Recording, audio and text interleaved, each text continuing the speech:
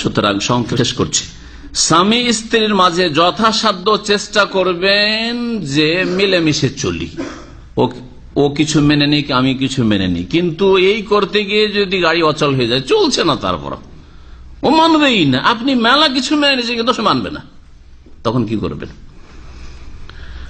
এইরকম ক্ষেত্রে আল্লাহ পাক রব্বুল আলামিন কোরআনে কারিমে বলেছেন ওয়াল্লাতি তাখাফুনা নুশুজাহুন্না, যেই সব স্ত্রীদের সম্পর্কে হে পুরুষরা, হে স্বামীরা, যদি তাদের নাফরমানি বিরুদ্ধাচরণের আশঙ্কা হয়, যে আমার কথা মানতে চাই না, আমার কথা মোতাবেক চলতে চাই না, শরীয়ত মোতাবেক চলতে চাই না, দিন পালন করতে চাই না, ফায়েজুহুন্না, প্রথম কাজ হচ্ছে তাদেরকে ওয়াজ করো, উপদেশ দাও, বুঝাও, নামাজ না পড়লে মুসলিম থাকা যায় না, নামাজ পড়লে ফজিলত রয়েছে, তুমি নামাজি হবে আমিও নামাজি হব, দুইজনে জান্নাতে যাব, হ্যাঁ ভালো মেলা মিষ্টি মিষ্টি কথা রয়েছে, তাই না? তারপরে পর্দা করে না, হয়তো নামাজ পড়ে কিন্তু পর্দা করে না, পর্দা না করলে আল্লাহ পাক রব্বুল আলামিন ইজ্জতের হেফাজত করা, পর্দায় থাকা ফরজ করেছেন, যেমন মহিলার নামাজ ফরজ তেমন হেজাব পর্দা ফরজ, সুতরাং পর্দার সাথে থাকবে। তারপরে যেই মহিলা স্বামী ছাড়া কিছু বুঝে না, সে চরিত্রবতী, এতে কোনো সন্দেহ নেই, এটা কমন সেন্সে বলবে যে সে উত্তম চরিত্রের অধিকারিণী। এইভাবে আপনি ওয়াজ করতে থাকেন, বহু যে বিষয় রয়েছে সেই বিষয়ের ওয়াজ করেন। যদি দেখেন বেশি অপচয় করে, দেখো এখন অপচয় করে খরচ করে দিব, আমি কতদিন আর বিদেশে থাকবো, একদিন তো ফিরে আসতে হবে, তুমিও খালি হাতে আমি খালি হাতে, তুমিও কিছু বাঁচাও আমি কিছু বাঁচাবার চেষ্টা করি। যখন যে সাবজেক্ট হবে উপদেশ দেন, ওয়াজ করেন, দিয়ে দুই জনের মাঝে সমন্বয়ের চেষ্টা করেন, ফায়েজুহুন্না। তাতে যদি না হয় তো কি করবেন? ওয়াহজুরুহুন্না, কথা বন্ধ করে দেন। দূরে থাকলে টেলিফোন যোগাযোগ বন্ধ, কাছে থাকলে কথা বলছেন না, ঘরে আছেন কথা বলছেন না, বাড়িতে আছেন কথা বলছেন না, অথবা বিছানা আলাদা করে দেন, ও বিছানায় শুয়ে না, আলাদা বিছানায়, কিন্তু মসজিদে চলে যাবেন না। অনেকে টান দিয়ে বাড়ি থেকে বেরিয়ে চলে যায়, হ্যাঁ অফিসে এসে সারাদিন বসে আছে, ডিউটি নেই, তারপর বসে আছে। এক ভাই শিক্ষিত লোক, স্বামী স্ত্রীতে ঝগড়া হয়েছে, এসে দুপুর বেলা জোহর আসর মাঝে ডিউটি নেই, 4টায় ডিউটি, অফিসে এসে বসে আছে। হ্যাঁ স্ত্রী করবেটাকে, স্ত্রী তখন বাচ্চাগুলোকে নিয়ে অফিসে এসে হাজির। জি, কাছাকাছি ঘটনা, একেবারে এখানকারই ঘটনা। জি হ্যাঁ, দুপুর বেলা আসে হাজির, 1টা 2টোর দিকে এসে হাজির। যাই না, স্বামী রাগ করেছে, আমার হয়ে যাচ্ছে না। তো এইটা আচরণ আল্লাহ নিষেধ করেছেন। ওয়াহজুরুহুন্না ফিল মাজাজ, বিছানা আলাদা করো। জি, হাদিস সামনে আরেকটি আসছে যে বাড়ি থেকে বাইরে চলে যেও না, আলাদা হয়ে থাকো কিন্তু বাড়িতেই থাকো। সুযোগ দাও, তাকে ক্ষমা চাওয়ার সুযোগ দাও, সারেন্ডার হওয়ার সুযোগ দাও, ভুল স্বীকার করার সুযোগ দাও, একটু হাসাবার সুযোগ দাও, যে তোমাকে হাসাবার চেষ্টা করবে, খুশি করার চেষ্টা, সুযোগ দাও। বাইরে পালিয়ে গেলে তো কি করে তোমাকে হাসাবে, খুশি করবে, তোমার রাগ মিটাবে, তাই না? তারপরে 3 নম্বরে আল্লাহ বলেছেন ওয়াদরিবুহুন্না। 3 নম্বরে কি? মারার প্রয়োজন হলে মারো, তাহলে প্রথমে মার ধরবেন না।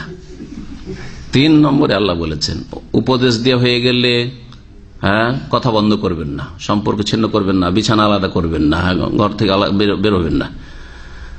আর যদি এই দুটো ফেল, তাহলে 3 নম্বরে কি? মারেন। মারার ক্ষেত্রে হাদিস আসছে, কিন্তু এমন মার দিবেন না যেই মার প্রকাশ পেয়ে যায়, ফেটে গেছে, ফুলে গেছে, লাল হয়ে গেছে, অথবা যে এমন আঘাত হয়েছে যে প্রাণহানির আশঙ্কা রয়েছে না। তারপরে নাজুক জায়গাগুলিতে মারবেন না, মুখমণ্ডল নয়, মাথায় নয়, তারপরে বুকের ওপর নয়, যে জায়গাগুলি নাজুক এইরকম জায়গাগুলিতে নয়। হালকা মারের কথা বলা হয়েছে। তারপরেও হালকা মারও যারা মার দেয় স্ত্রীকে, তারা ভালো মানুষ নয়, এই কথা কার? রাসূলুল্লাহ সাল্লাল্লাহু আলাইহি ওয়াসাল্লামের। তাহলে স্বামী 2 রকম আছে, স্ত্রী মারা স্বামী আর স্ত্রী না মারা স্বামী। কোন স্বামী ভালো?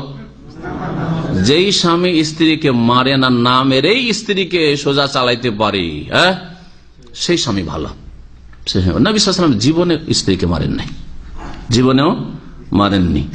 আর মহিলারা এসে অভিযোগ করলো যে ইয়া রাসূল, আমাদের স্বামীরা আমাদেরকে মেরেছে, আপনি যখন মারার অনুমতি দিয়েছেন, মদিনায় মারার অনুমতিটা আসলো যে মারতে পারে স্ত্রী, একটু যে দুষ্টামি করে, বদমাইশি করে, মেরেছে। তখন এক দল মহিলারা এসে নবী সাল্লাল্লাহু আলাইহি ওয়াসাল্লামের বাড়িতে হাজির। ইয়া রাসূলুল্লাহ, আমাদের স্বামীরা মেরেছে। নবী সাল্লাল্লাহু আলাইহি ওয়াসাল্লাম কি বললেন? একটা বক্তব্য দিলেন, খুতবা দিলেন, আর বললেন উলাইকা লাইসু বিখিয়ারিহিম, যারা স্ত্রীকে মারে তারা ভালো মানুষ নয়, ভালো মানুষ নয়, ভালো মানুষ নয়। তাহলে আপনি ভালো মানুষ, ভালো স্বামী হবেন না খারাপ মানুষ হবেন না? আচ্ছা, এই 3টে পদক্ষেপ হলো, তাতেও হচ্ছে না, একবার মেরেও দেখলেন, তারপরও দেখছেন যে বদমাইশি শেষ না, ফরজ আদায় করে না, হারাম থেকে বাঁচে না, বেহায়া বেপরদা চলাফেরা করে, অবাধ্য চলাফেরা করে, আপনার মাকে গাল দেয়, আপনার বাপকে গাল দেয়, বেয়াদবি করে, এরকম যদি হয় তো ছেড়ে দেবেন? হ্যাঁ, বিদাত ছাড়তে চাই না ইত্যাদি, অবশ্যই ছাড়া যাবে না, এগুলি ছোট বিষয় নয়। তখন কি করতে হবে? তালাক। তার আগে আর একটা কাজ আছে, ওইটা আজকে বলবো, সেই জন্য আমি এই জন্য জিজ্ঞেস করছিলাম যে কি বলে। তালাকের আগে আর একটা কাজ আছে।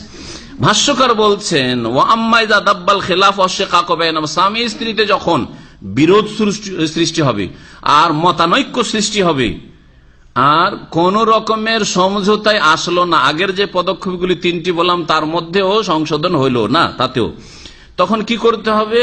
ফাসাবিলুহা আল ইসলাহ। এখন কিসের? মীমাংসার চেষ্টা করবেন। সালিস, যেটা আমাদের দেশে কি বলে, বিচারকে, গ্রাম্য বিচারগুলিকে কি বলে? সালিস কেন বলা হয়? তৃতীয় পক্ষ। সালাসা মানে তিন, আর সালিস মানে তৃতীয় পক্ষ।